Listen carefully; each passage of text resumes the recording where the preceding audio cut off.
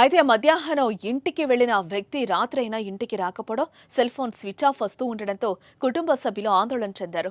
స్థానికుల సాయంతో కలిసి పంట చేనుల్లో వెతకగా మొక్కజొన్న చేనులో శవమై కనిపించాడు. దీంతో వెంటనే స్థానికులు పోలీసులకు సమాచారం ఇచ్చారు. అయితే మృతుడి భార్య ఫిర్యాదుతో కేసు నమోదు చేసుకున్న పోలీసులు నిందితులను అదుపులోకి తీసుకున్నారు.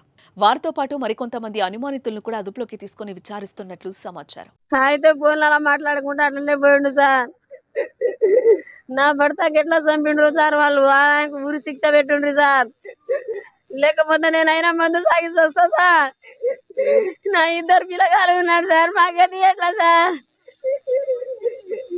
మాకు ఒకటి తెలియదు సార్. మా ఆయన మాకు సంత చూసుకుంటాడు. ఇప్పుడు అదే పరిస్థితి ఎట్లా?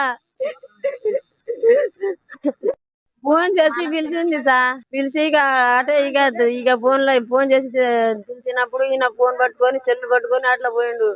అయితే ఇక అక్కడ పోగానే సెల్ స్విచ్ ఆఫ్ చేసిండ్రు. ఇక కత్తితోని పొడిచి చంపిండ్రు ఇక.